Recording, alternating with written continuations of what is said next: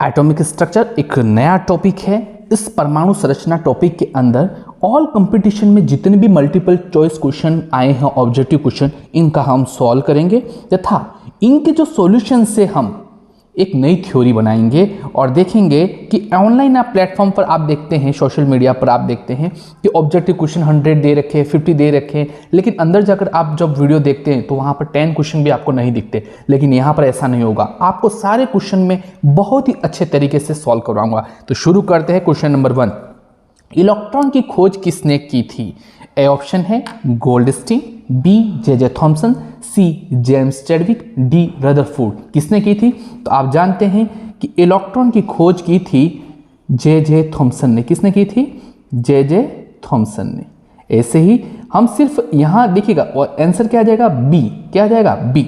लेकिन हम ये भी देखेंगे कि इलेक्ट्रॉन जानते हैं, दूसरा पार्टिकल क्या होता है? प्रोटॉन। प्रोटॉन की खोज किसने की थी? आपकी गोल्डस्टीन नामक वैज्ञानिक ने। जबकि न्यूट्रॉन की खोज किसने की थी? जेम्स चैडविक ने। किसने की थी? जेम्स चैडविक ने। मतलब इस प्रश्न को सॉल्व करने से आपको पता चला सिर्फ ये तक सीमित नहीं रहे कि इलेक्ट्रॉन की खोज जे थॉमसन ने। मैंने आपको ये भी बता दिया कि प्रोटॉन की खोज गोल्डस्टीन ने की थी और न्यूट्रॉन की किसने की थी? जेम्स चैडविक ने।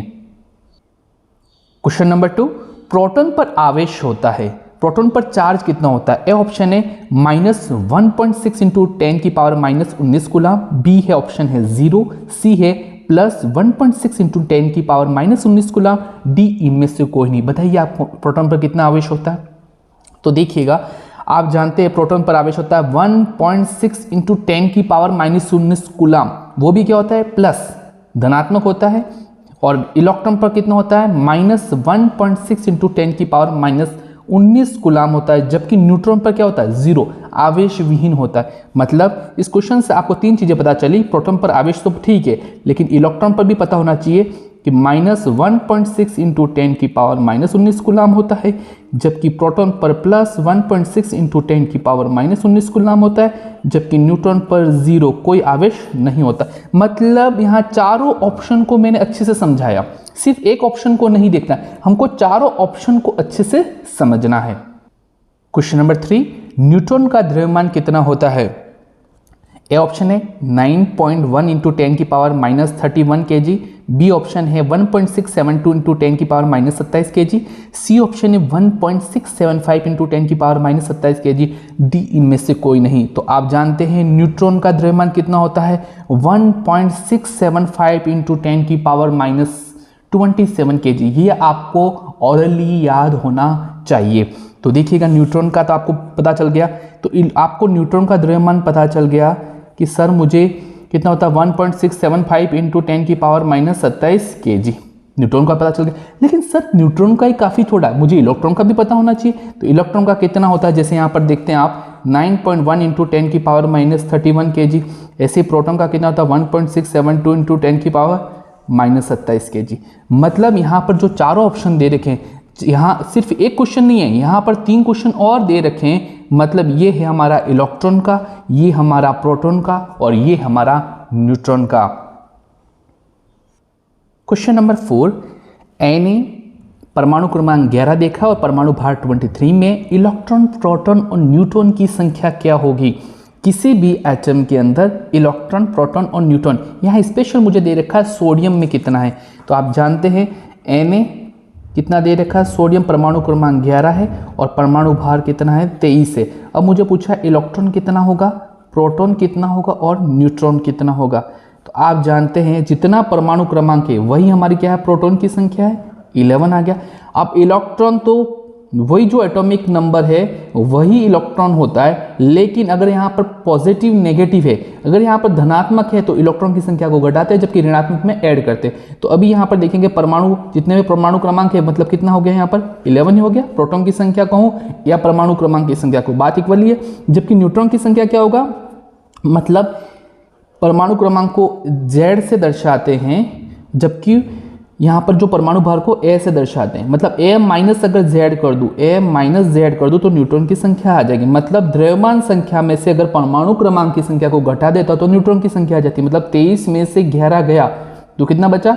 12। तो वही मेरी क्या है? न्यूट्रॉन की संख्या। मतलब ऑप्शन देखिएगा, इलेक्ट्रॉन, प्रोटॉन, न्यूट्रॉन 11, 11, 12 कौन सा है? ए में दे रखा है 11 11 12, दूसरा है बी 12 11 11 11 11 11, इनमें से तो ऑप्शन क्या आ जाएगा ए। आंसर क्या है मेरा 11 11 12। इलेक्ट्रॉन 11 है, प्रोटॉन 12 है और न्यूट्रॉन की संख्या कितनी है 12 है। क्वेश्चन नंबर 5 क्या है, सोडियम +23 11 में इलेक्ट्रॉन प्रोटॉन न्यूट्रॉन की संख्या कितनी होगी। तो यहाँ पर देख ले कितना प्लस चार्ज दे रखा है। प्लस का मतलब यहाँ पर देखिएगा मुझे पूछ रहा है इलेक्ट्रॉन, प्रोटॉन और न्यूट्रॉन। तो मैंने पहले ही कहा कि परमाणु क्रमांक के बराबर ही प्रोटॉन होते हैं, मतलब यहाँ पर क्या आ जाएगा 11, क्योंकि यहाँ Z मतलब नीचे जहाँ जो संख्या लिखी रहती है, जैसे सोडियम यहाँ पर क्या लिखा है 23 + 11, जो नीचे संख्या वो हमारे किसको दर्शा रही है, परमाणु क्रमांक को दर्शा रही है, ये परमाणु भार को बता रही है। तो यहाँ तो हो गया प्रोटॉन मतलब परमाणु क्रमांक 11 मतलब प्रोटॉन 11 हो गया। न्यूट्रॉन की संख्या क्या हो जाएगी A - Z, मतलब द्रव्यमान संख्या में से, अगर द्रव्यमान संख्या में से मैं परमाणु क्रमांक को घटा दूं तो कितना आ जाएगा 12 आ जाएगा। 23 में से 11 गए तो 12 बचे। अब इलेक्ट्रॉन की संख्या क्या होगी, वैसे तो प्रोटॉन की संख्या ही इलेक्ट्रॉन की संख्या होनी चाहिए, बट यहाँ पॉजिटिव चार्ज है, मतलब क्या हो जाएगा आपका जो चार्ज दे रखा है, मतलब प्रोटॉन की संख्या दे रखी है 11, 11 में से एक इलेक्ट्रॉन त्यागा, मतलब प्लस का मतलब इलेक्ट्रॉन त्यागना होता है, एक इलेक्ट्रॉन गया तो कितना बचा 10, तो इलेक्ट्रॉन की संख्या कितनी हो जाएगी 10, मतलब इलेक्ट्रॉन 10 हो जाएंगे, प्रोटॉन 11 हो जाएंगे, न्यूट्रॉन 12 हो जाएंगे। तो ऑप्शन क्या है देखिएगा 10 11 12, तो कौन सा है 10 11 12, मतलब बी मेरा करेक्ट आंसर है। इलेक्ट्रॉन तो 10, प्रोटॉन 11 और न्यूट्रॉन 12 हो जाएगा। क्वेश्चन नंबर 6, निम्न में से कौन समस्थानिक है। ए दे रखा है, बी सी डी, चार ऑप्शन दे रखे हैं, देखिएगा C6 12, C6 13, C6 14, C6 14, N7 14, N7 15, O8 16, C6 14, O8 18। अब देखिएगा यहाँ पर पहले तो हमें ये पता होना चाहिए समस्थानिक किसे कहते हैं। आइसोटॉप वे जिनमें परमाणु क्रमांक समान हो लेकिन द्रव्यमान संख्या क्या होती है अलग अलग होती है, मतलब एटॉमिक मास यहाँ पर एटॉमिक नंबर इक्वल होगा जबकि एटॉमिक मास जो है अनइक्वल होगा, अलग अलग होगा। तो इसमें ऐसी संख्या बताइए जिसमें परमाणु क्रमांक समान है। देखते हैं यहाँ पर ए में देखते हैं यहाँ पर परमाणु क्रमांक कितना है 6 है, यहाँ क्या है 6 है, यहाँ पर क्या है 6 है, मतलब परमाणु क्रमांक समान होना चाहिए, जबकि परमाणु भार ऊपर वाली जो संख्या यहाँ पर दे रखी है वो क्या होनी चाहिए अलग अलग। तो यहाँ 12 13 14, मतलब ए क्या है मेरा करेक्ट आंसर है। अब बी भी चेक करूंगा, मुझे ए पता चल गया कि मेरा समस्थानिक है, तो बी क्या है उसको भी हम चेक करेंगे। देखिएगा यहाँ बी क्या है उसको भी चेक करेंगे। ए पता चल गया क्या है मेरा समस्थानिक है, जो मुझे प्रश्न पूछा गया। बी क्या दे रखा उसको भी देखिएगा, C6 14, N7 14। अब देखिएगा समस्थानिक ये कहता है कि परमाणु क्रमांक समान होना चाहिए, लेकिन यहाँ परमाणु क्रमांक क्या है अलग अलग, लेकिन परमाणु भार यहाँ पर क्या है समान है, मतलब 14 14 है, तो ये होता है समभारिक। क्या होता है समभारिक, जिसे कहते हैं आइसोबार। क्या कहते हैं आइसोबार, जिनमें क्या होता है परमाणु क्रमांक अलग अलग लेकिन परमाणु भार क्या होता है समान, मतलब ऊपर वाली जो संख्या है वो तो इक्वल है लेकिन परमाणु क्रमांक क्या है अलग। मतलब बी अगर पूछे, अगर इसी सवाल को समस्थानिक की जगह वो समभारिक पूछता तो ऑप्शन क्या आता बी आता। सी ऑप्शन क्या है देखिएगा N7 15, O8 16, मतलब देखिएगा मैंने समस्थानिक में तो परमाणु क्रमांक समान बताया है लेकिन यहाँ समभारिक में समान भार वाले मतलब परमाणु भार बताया। अब यहाँ जो सी ऑप्शन दे रखा है यहाँ पर देख रहे हैं न तो परमाणु क्रमांक समान है न परमाणु भार बराबर है, तो यहाँ क्या ऐसी स्थिति में देखूंगा एक और चीज होती है समस्थानिक समभारिक और एक होता है सम न्यूट्रॉनिक। सम न्यूट्रॉनिक उसको चेक करते हैं जिससे आइसोटॉन्स कहते हैं। सम न्यूट्रॉनिक चेक करेंगे यहाँ पर क्या आइसोन्यूट्रॉनिक्स है, तो देखेंगे। तो इसके लिए क्या करना पड़ेगा, आपकी जो संख्या दे रखी है उसको देखिएगा। यहाँ जो संख्या मुझे दे रखा N15 7 और O8 16 दे रखा है, तो इस संख्या में क्या करूंगा कि आपकी जो है यहाँ पर न्यूट्रॉन की संख्या निकालेंगे। तो 15 में से देखिए परमाणु भार में से परमाणु क्रमांक घटाएंगे तो न्यूट्रॉन की संख्या आ जाती है कि 15 में से 7 गए तो कितने बचे आपके 8 बचे। ऐसे 16 में से 8 गए तो कितने बचे 8, मतलब ये क्या है सम न्यूट्रॉनिक। सी ऑप्शन जो है वो सम न्यूट्रॉनिक का है। ऐसे ही हमारे जो डी ऑप्शन दे रखा उसको हम चेक करेंगे कि डी ऑप्शन आखिर है क्या। C4 6 O18 8, ऐसी कंडीशन में यहाँ चेक करेंगे कि यहाँ पर देखते हैं परमाणु क्रमांक तो समान नहीं है न परमाणु भार है। अब देखेंगे यहाँ पर 6, यहाँ पर देखते हैं आइसो न्यूट्रॉनिक भी नहीं है क्योंकि यहाँ पर जब 14 में से 6 गए तो कितना हुआ 8 बचा है ना, तो 18 में से 8 गए तो बचा नहीं। तो ये जो एक और होता है आइसोडाइफर्स। क्या होता है आइसोडाइफर्स, इसको देखेंगे। आइसोडाइफर्स क्या होता है A-2Z, मतलब आपकी जो द्रव्यमान संख्या दे रखी है यहाँ पर देखेंगे द्रव्यमान संख्या में से द्रव्यमान संख्या में से a-2z का मतलब होता है द्रव्यमान संख्या -2 इंटू परमाणु क्रमांक। मतलब द्रव्यमान संख्या मेरी जैसे यहाँ चेक करता हूँ कितनी है, 14 है, -2 इंटू परमाणु क्रमांक कितना है, 6 है। तो 14 में से 12 गए तो कितना बचा, 2 बचा। इसके लिए आंसर कितना आ गया, 2 आ गया। ऐसे यहाँ पर देखेंगे 18, तो a-2z का मतलब हुआ 18 - 2 इंटू परमाणु क्रमांक कितना, 8 है, तो 16 हो गया। 18 में से 16 गए तो कितने बचे यहाँ पर 2। मतलब ये मेरा क्या है, आइसोडाइफर्स को बता रहा है। मतलब इस प्रश्न में 4 चीजें समझे, ये हमारा समस्थानिक को बता रहा है, ये हमको समभारिक बता रहा है, ये हमको सम न्यूट्रॉनिक बता रहा है, ये हमको आइसोडाइफर्स बता रहा है। तो हमको एक प्रश्न के अंदर 4 प्रश्न हम अच्छे से समझे, हमको इस तरह की स्टडी करनी है। अगर हमने इस तरह की स्टडी की तो कोई भी कंपटीशन एग्जाम में आप क्रैक कर लेंगे आसानी से। यही तो हमारा लक्ष्य है कि हर प्रश्न को हम समझ के करें, रटना नहीं है। क्वेश्चन नंबर 7 देखिएगा, सम इलेक्ट्रॉनिक युग्म है, मतलब सम इलेक्ट्रॉनिक श्रेणी कौन सी है देखेंगे। सम इलेक्ट्रॉन मतलब समान इलेक्ट्रॉन वाले संख्या वाले यौगिक। देखिएगा ए ऑप्शन दे रखा है, देखिएगा कितने इसमें इलेक्ट्रॉन है। एक तो परमाणु क्रमांक हो गया, 2 और इलेक्ट्रॉन। 2 माइनस का मतलब होता है 2 इलेक्ट्रॉन जोड़ना, अगर प्लस दे रखा है तो घटाना होता है। तो 8 में 2 माइनस का मतलब कितना होगा, 10। और नियोन का परमाणु क्रमांक 10 होता है, मतलब यहाँ पे इलेक्ट्रॉन की संख्या कितनी है, 10 है। ऐसे ही CO2 में देखेंगे तो कार्बन 6 और ऑक्सीजन 8, 16 और 8 कितना होगा, 22 हो गया। ऐसे नाइट्रोजन 7 14 और 8 कितना होगा, 22 हो गया। ऐसे S2 माइनस सल्फर कितना होता है, 16 में 2 और ऐड कर लिए कितना, 18। ऐसे प्रोटेशियम 19 होता है, प्रोटेशियम 19 में से 1 गया तो 18, मतलब आंसर आ जाएगा सभी। अब आपको सर हमको समझ में नहीं आया, अच्छे से समझाओ, आसान से धीरे से समझाते हैं। देखो एग्जाम में इस तरह से करना फास्ट, लेकिन मैं आपको बिल्कुल आराम से भी समझा देता हूँ। देखिएगा पहला दे रखा है O2- और नियोन। तो देखिएगा सम इलेक्ट्रॉन की संख्या समान है कि नहीं चेक करेंगे। देखो परमाणु क्रमांक कितना होता है, 8, और 2 इलेक्ट्रॉन और ऐड कर लिया कितना होगा, 10 हो गया। ऐसे ही नियोन देखते हैं, नियोन का परमाणु क्रमांक 10 है, मतलब ये क्या है, 10 मतलब सम इलेक्ट्रॉनिक हो गया। ऐसे ही देखोगे CO2 और N2O दे रखा है, CO2 क्या और N2O दे रखा है। तो कार्बन का परमाणु क्रमांक 6, ऑक्सीजन का कितना होता है 8, तो 2 ऑक्सीजन दे रखे हैं, मतलब कितना हो गया 16 और 6 कितना हो गया, 22 इलेक्ट्रॉन हो गए। ऐसे ही नाइट्रोजन कितना होता है 7, N2 दे रखा है, मतलब 7 + 7 14 + 8 बराबर कितना हो गया, ये भी कितना हो गया, 22 इलेक्ट्रॉन हो गए। सी ऑप्शन जो मुझे दे रखा है S2- + K+, तो यहाँ सल्फर कितना होता है 16 होता है, 16 में 2 और जोड़ दिए क्योंकि -2 होता है, मतलब जोड़ना मतलब 18 हो गया। ऐसे प्रोटेशियम 19 होता है, 19 में से 1 गया क्योंकि प्लस दे रखा है, प्लस का मतलब ये 1 ही हुआ, मतलब 1 गया तो कितना बचा 18। मतलब ये सब में ये जो युग्म दे रखे हैं सम इलेक्ट्रॉनिक श्रेणी वाले युग्म हैं। क्वेश्चन नंबर 8, न्यूक्लियॉन कहा जाता है। A proton plus electron, B proton plus परमाणु भार, सी इलेक्ट्रॉन प्लस परमाणु क्रमांक, डी प्रोटॉन प्लस न्यूट्रॉन। तो न्यूक्लियॉन किसे कहते हैं, प्रोटॉन प्लस न्यूट्रॉन को न्यूक्लियॉन कहते हैं। मतलब किसी भी परमाणु में जानते हैं आप, जो नाभिक होता है, किसी भी परमाणु में नाभिक के अंदर प्रोटॉन होता है और न्यूट्रॉन होता है, तो इससे सम्मिलित रूप से क्या कहते हैं, न्यूक्लियॉन कहते हैं। क्या कहते हैं, न्यूक्लियॉन। मतलब न्यूक्लियॉन मतलब न्यूक्लियस प्लस प्रोटॉन को कहते हैं न्यूक्लियॉन कहते हैं। क्वेश्चन नंबर 9, बोर का मॉडल किस सिद्धांत पर आधारित है। ए डाल्टन का परमाणु सिद्धांत, बी रदरफोर्ड का मॉडल, सी प्लैंक का क्वांटम सिद्धांत, डी श्रोडिंगर। तो जानते हैं आप बोर का मॉडल किस सिद्धांत पर आधारित है, प्लैंक की क्वांटम सिद्धांत पर। ऑप्शन क्या है, सी करेक्ट क्या आंसर है, प्लैंक के क्वांटम सिद्धांत पर।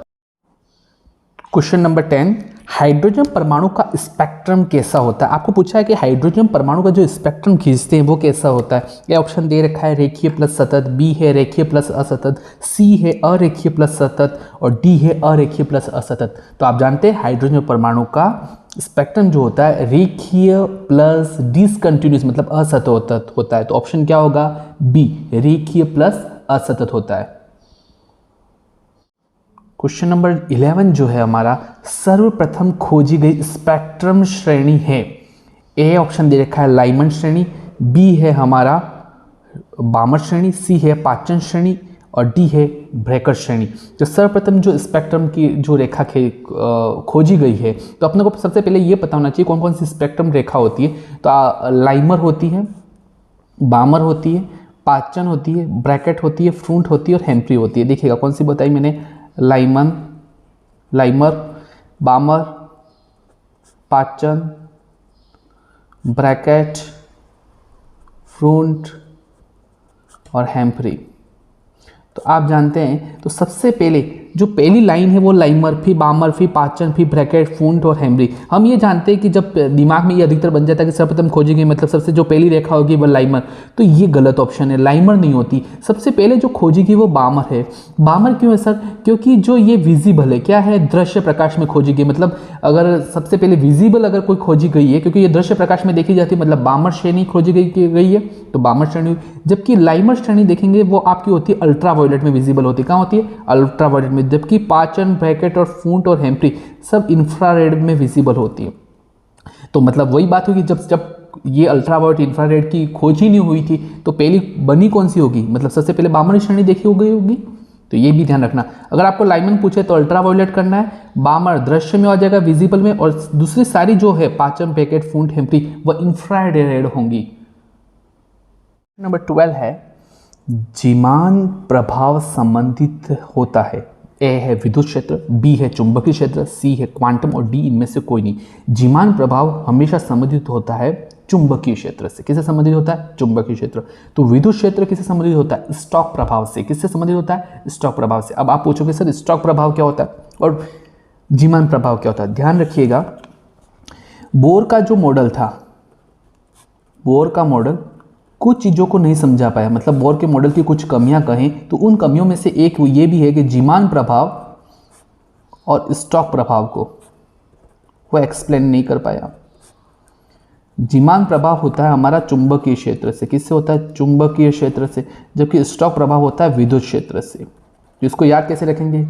जीमान मतलब जीमण, जीमण का मतलब खाना से संबंधित है। लोग खाने कहीं पर भी पार्टी में जाते हैं तो खाने को देखकर चुंबक की तरह चिपक जाते हैं। तो ध्यान रखना है जीमान प्रभाव हमारा चुंबकीय क्षेत्र से हुआ। तो स्टॉक प्रभाव किससे हुआ? फिर तो विद्युत क्षेत्र से हुआ। जब आपको एक पता है कि जीमान प्रभाव चुंबकीय क्षेत्र, तो स्टॉक क्या हो जाएगा? विद्युत क्षेत्र से। तो जीमान प्रभाव का हमारा संबंध होता है चुंबकीय क्षेत्र से। अगर आपको ये प्रश्न पूछे स्टॉक प्रभाव का संबंध किससे होता है तो आप बताओगे विद्युत क्षेत्र से। ये दोनों जो प्रभाव है इसको बोर समझा नहीं पाया। क्वेश्चन नंबर 13 है द्विगंशीय क्वांटम संख्या की खोज किसने की थी? ए ऑप्शन दे रखा है बोर, बी है सोमरफील्ड, सी है लिंडे, डी है यूरेल बैक एंड गोल्डमिस्ट। तो आप बताइए क्या है? द्विगंशीय क्वांटम संख्या की खोज किसने की थी?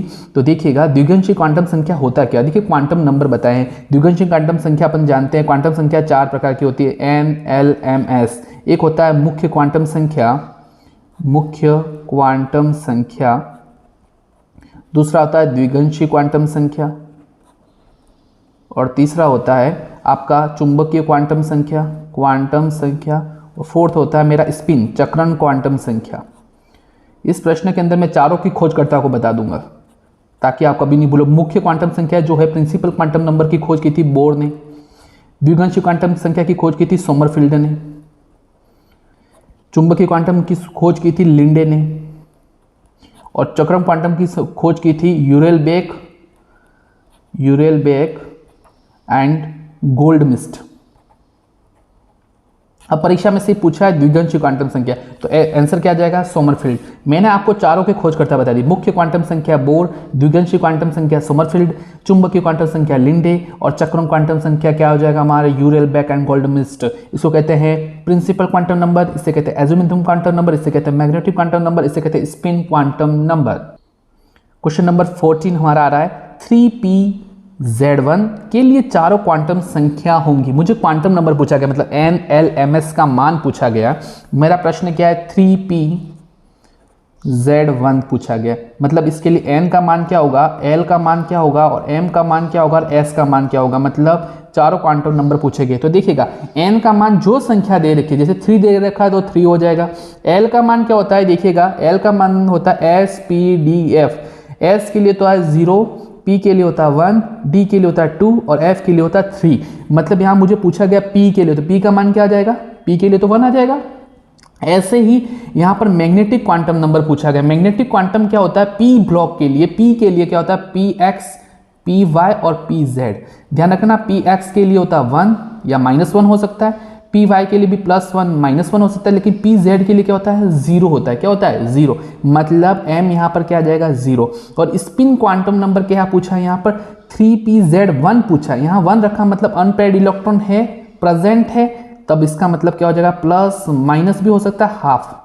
ये आ जाएगा। चारों क्वांटम नंबर मैंने आपको बता दिया। तो ये देखिएगा 310 प्लस माइनस हाफ कौन सा ऑप्शन है देखेंगे यहाँ पर, देखिएगा चार ऑप्शन में। तो 3 फिर 1 फिर 0 प्लस हाफ माइनस 3 आ गया, फिर 1 M0। तो ऑप्शन नंबर हमारा कौन सा करेक्ट है, आप देख रहे हैं हमारा बी ऑप्शन करेक्ट है, 310 प्लस माइनस हाफ। तो आप सीख गए कैसे NLMS निकालते हैं। 15वां क्वेश्चन है समस्थानिक का खोजकर्ता कौन है। ए एस्टन, बी रदरफोर्ड, सी मोजले, डी है सोडी। तो आंसर समस्थानिक के खोजकर्ता हैं हमारे डी आ जाएंगे सोडी। कौन, सोडी। तो डी है करेक्ट आंसर। अगर आपको परीक्षा में प्रश्न देखिएगा, मैं इसके साथ ही आपको जिन्होंने खोज करता है कुछ इंपॉर्टेंट जो खोज करता है यहीं पर आपको बता देता हूं। समस्थानिक आपको पता होना चाहिए। समस्थानिक जो समस्थानिक का खोज करता है वह हमारे हैं सोडी। कौन है, सोडी भैया। समभारिक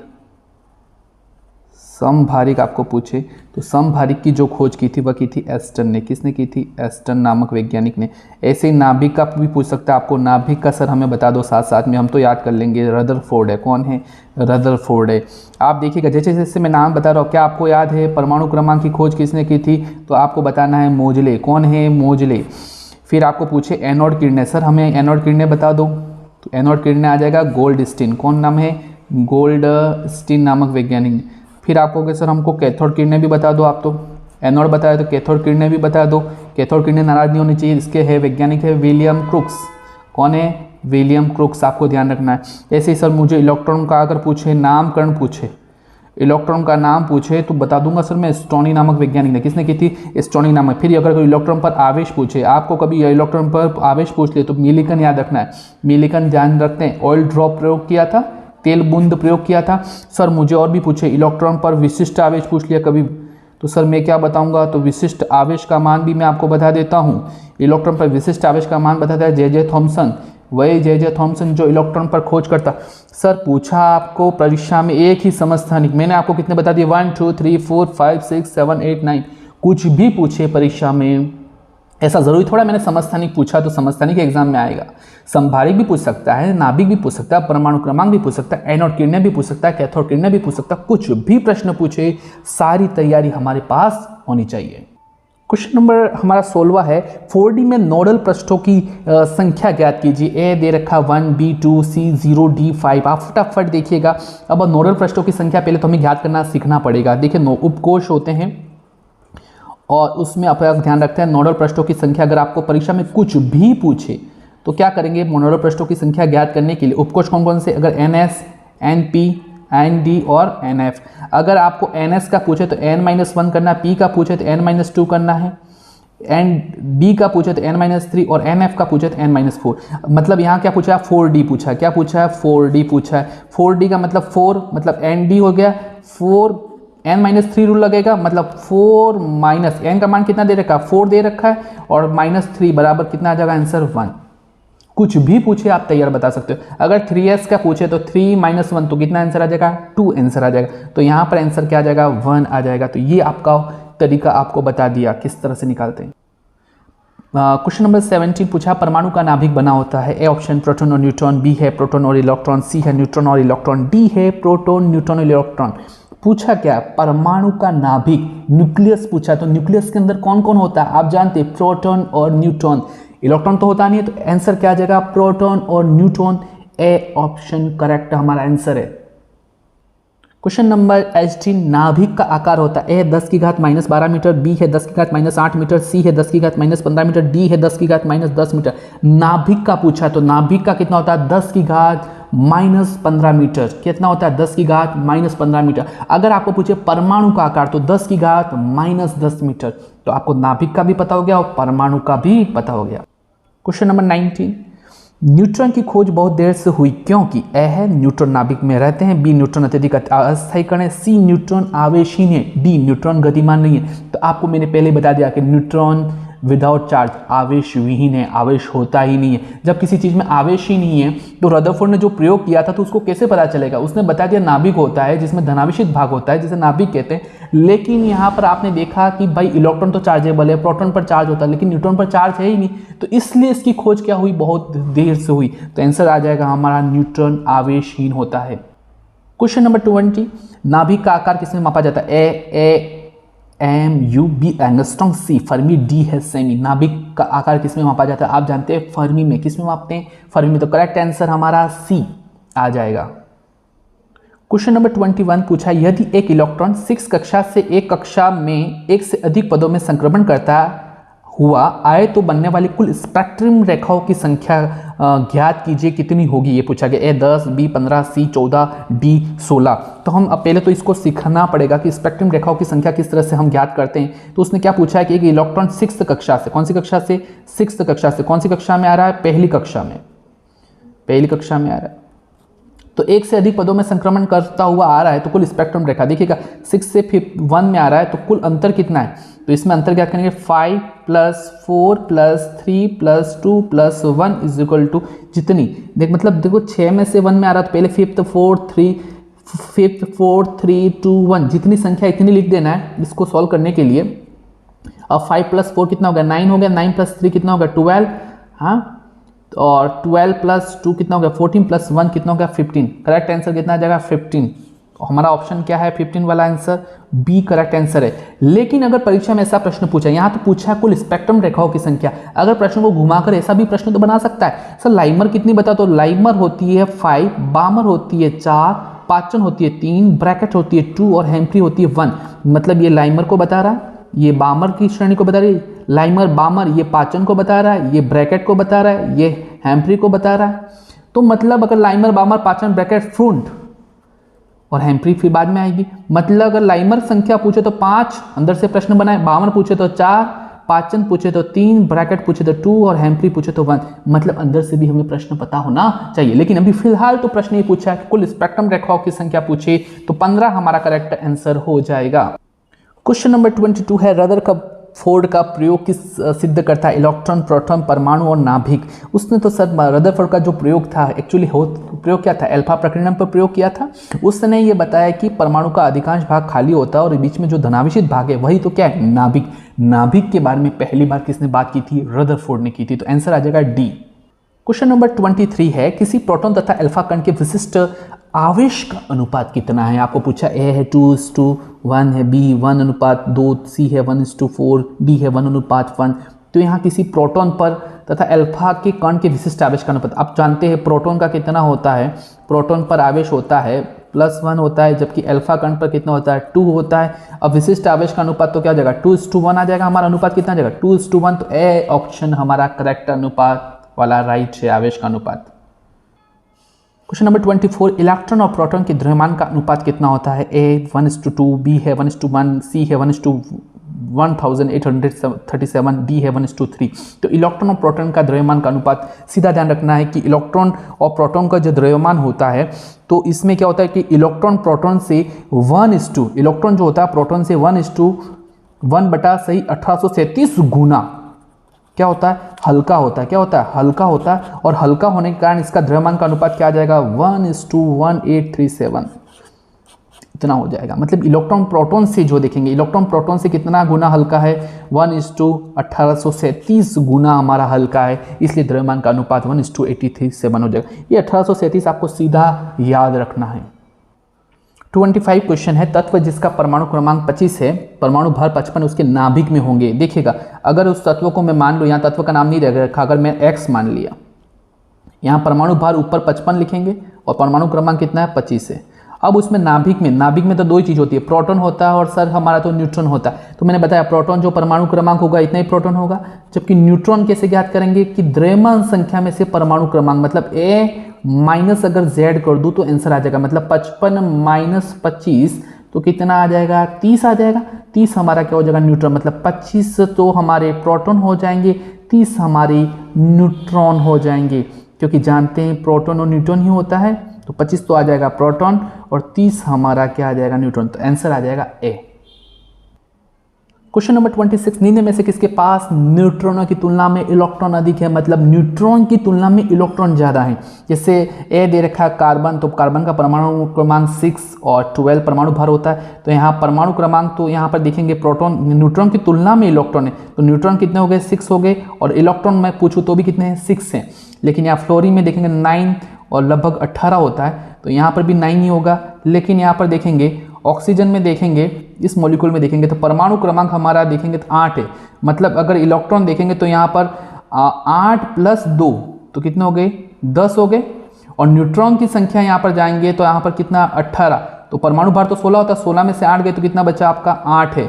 मतलब न्यूट्रॉन तो 8 है और प्रोटॉन मतलब इलेक्ट्रॉन 10 है, मतलब पूछिए यही तरह है न्यूट्रॉन की तुलना में इलेक्ट्रॉन अधिक है तो क्या हो जाएगा आपका O-2, डी तो होगा ही नहीं क्योंकि और 3 कम हो रहे हैं, इलेक्ट्रॉन और 3 कम हो रहे हैं, इलेक्ट्रॉन तो यहीं तो बढ़ रहे हैं, तो आंसर आ जाएगा हमारा सी।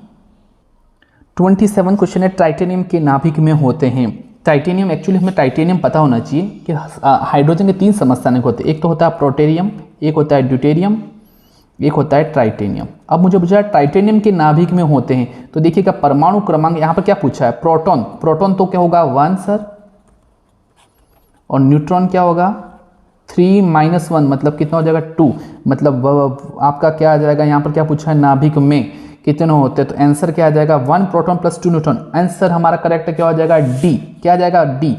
तो आपको सीख लिए कैसे होता है। क्वेश्चन नंबर 28 है, हाइड्रोजन परमाणु की त्रिज्या अगर 0.53 एंगस्ट्रॉम है तो लिथियम 3 की त्रिज्या कितनी होगी। हाइड्रोजन परमाणु की त्रिज्या मुझे कितनी दे रखी है, यहाँ पर हाइड्रोजन परमाणु की त्रिज्या कह रहा है मेरे को 0.53 एंगस्ट्रॉम, और मुझे लिथियम का पूछ रहा है, लिथियम 2+, तो यहाँ पर देखेंगे लिथियम 2+ का मतलब हुआ इलेक्ट्रॉन तो 1 ही हुआ, लेकिन यहाँ पर 3 न्यूट्रॉन है। 3 न्यूट्रॉन का मतलब ये हुआ कि 0.53 एंगस्ट्रॉम 3 गुना क्या हुआ इसका ज़्यादा भार होगा, मतलब यह कितना 0.53 में अगर 3 का भाग लगाएंगे तो लमसम लगभग 1.7 एंगस्ट्रॉम, मतलब बी आंसर हमारा करेक्ट आ जाएगा 0.17 एंगस्ट्रॉम। क्वेश्चन नंबर 29 कह रहा है किसी कक्षक में युग्मन के पूर्व इलेक्ट्रॉन उपलब्ध कक्षकों में एकल अवस्था में रहता है। यह है पाउली का अपवर्जन सिद्धांत, बी है हुंड की अधिकतम बहुलकता का नियम, सी है N+L का नियम, डी है हाइजेनबर्ग का सिद्धांत।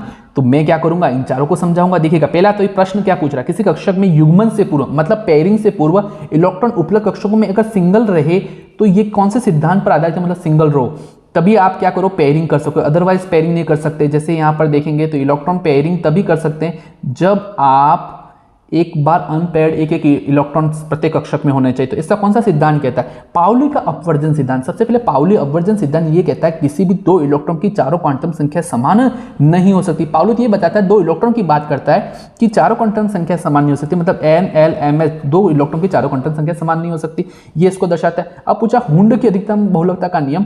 हुंड की अधिकतम बहुलकता का नियम है कि जब तक इलेक्ट्रॉन पेयरिंग नहीं करेगा जब तक एक अनपेयर्ड इलेक्ट्रॉन नहीं आ जाएगा, मतलब वही पूछा, मतलब आंसर तो हमारा आ जाएगा बी। सी पूछ रहा है N+L का नियम ये होता है कि जब इलेक्ट्रॉन उपकोष में भरे जाते हैं तो जिसमें N+L का मान कम होता है उसमें भरे जाते हैं।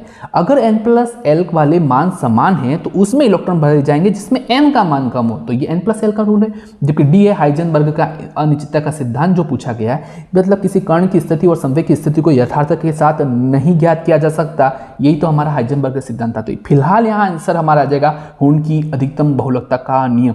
इसी के साथ मैंने चारों डेफिनेशन आपको बता दी।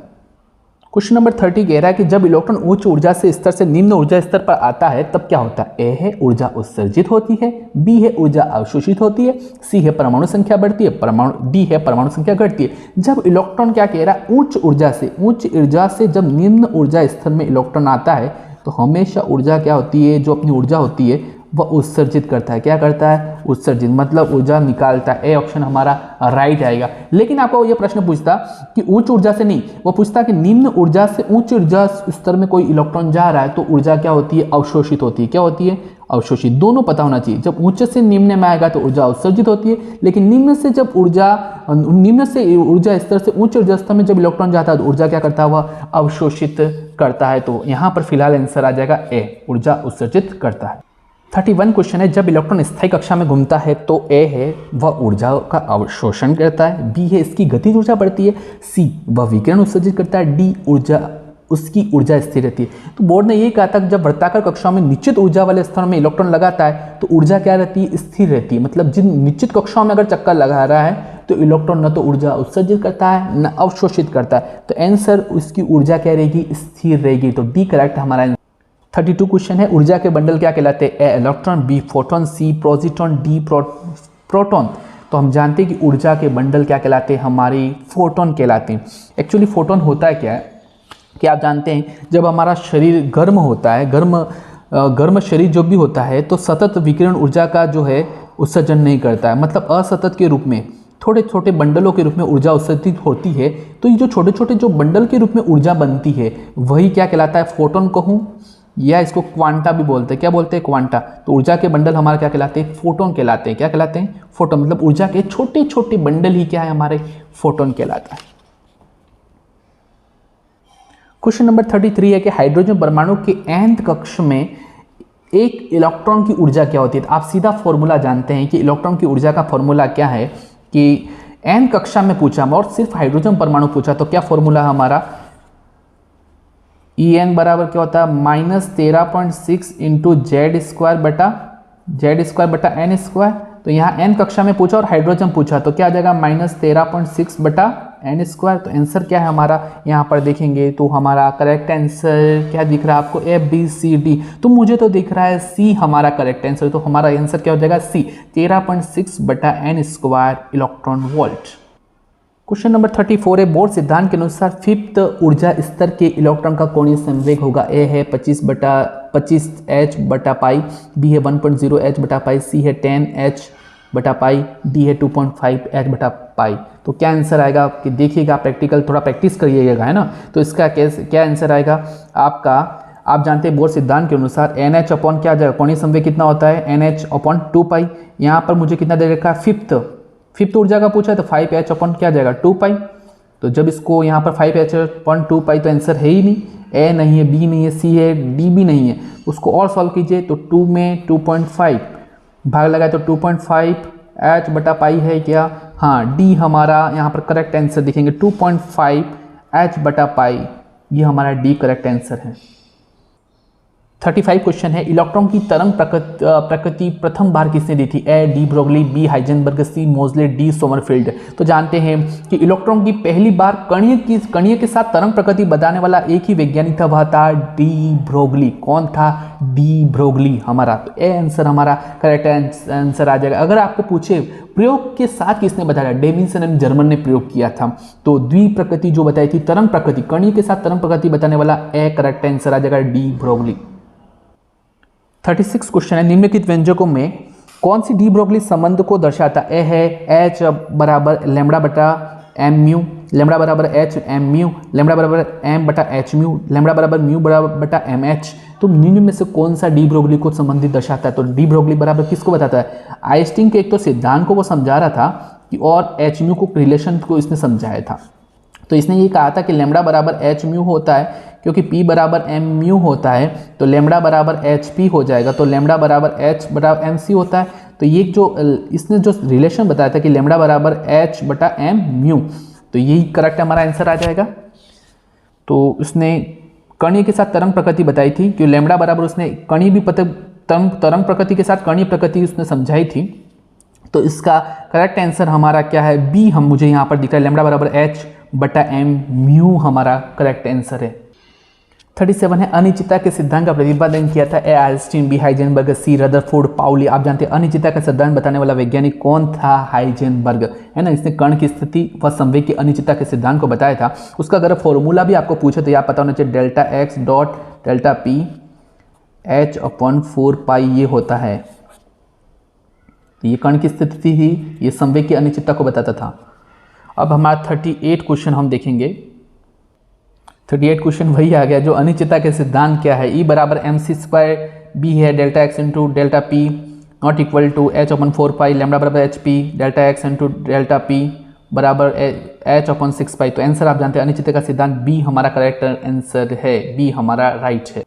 39 वही हाइजेनबर्ग समीकरण से पूछा गया, delta X into delta P equal to not less than H upon 4 pi में डेल्टा पी ऊर्जा में अनिश्चितता मतलब डेल्टा पी यहाँ पर क्या है, ऊर्जा में अनिश्चितता है, वेग में अनिश्चितता, संवेग में अनिश्चितता, तो द्रव्यमान में अनिश्चितता। तो डेल्टा पी यहाँ पर संवेग में अनिश्चितता को बताता है, और डेल्टा एक्स अगर आपको पूछता तो कण में अनिश्चितता जो स्थिति थी वह उसको अनिश्चितता को बताता है। तो हमारा करेक्ट आंसर हो जाएगा यहाँ पर सी हो जाएगा, संवेग में अनिश्चितता।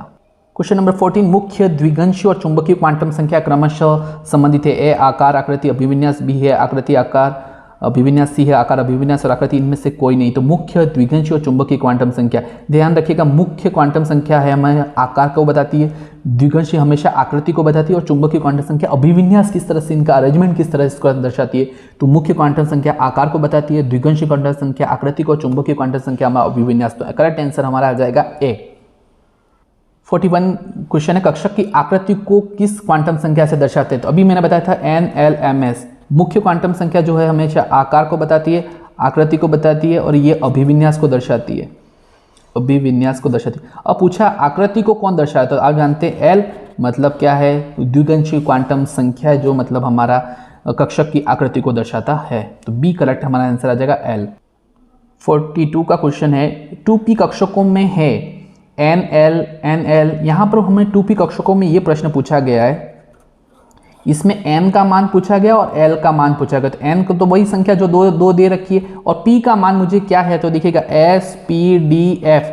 तो मैंने बताया s के लिए तो होता है 0, p के लिए होता है 1, d के लिए 2 और f के लिए 3। तो मुझे l का मान पूछ रहा है, वो भी p के लिए पूछ रहा है, तो क्या हो जाएगा 1। तो 2 1 आंसर करेक्ट, हमारा c हमारा करेक्ट आंसर हो जाएगा, है ना। 42 हो कंप्लीट।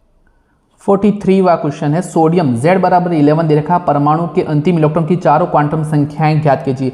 सोडियम परमाणु के अंतिम इलेक्ट्रॉन, मतलब अंतिम इलेक्ट्रॉन का पूछा है चारों क्वांटम संख्या, तो कैसे ज्ञात करूंगा, देखिएगा सोडियम मतलब 11 परमाणु क्रमांक, तो इसका इलेक्ट्रॉनिक विन्यास 1s2 2s2 2p6 और 3s1। उसने अंतिम इलेक्ट्रॉन मतलब 3s1 में है, मतलब 3s1 का मुझे चारों क्वांटम संख्या ज्ञात करनी, n L M और S ज्ञात करने को कह रहा है। तो n का मान तो 3 आ जाएगा, L S के लिए कितना होता है 0 होता है, और M के लिए भी ध्यान रखना, S के लिए M का मान क्या होता है 0 होता है, और S का मान देखेंगे तो यहाँ पर 1 इलेक्ट्रॉन है, वो भी अनपेयर्ड इलेक्ट्रॉन, तो प्लस माइनस हाफ, या तो प्लस भी हो सकता है माइनस हाफ, 1/2 हो जाएगा। तो यहाँ पर देखेंगे ऑप्शन ए, यहाँ पर कौन सा है 3 हमारा करेक्ट आंसर, जो प्रश्न यहाँ पर दे रखा है आंसर में 300 प्लस माइनस हाफ, तो आंसर क्या है 30। तो ये बी हमारा करेक्ट आंसर हो जाएगा, n बराबर 3, L बराबर 0, M बराबर 0 और S बराबर प्लस हाफ आ जाएगा यहाँ पर।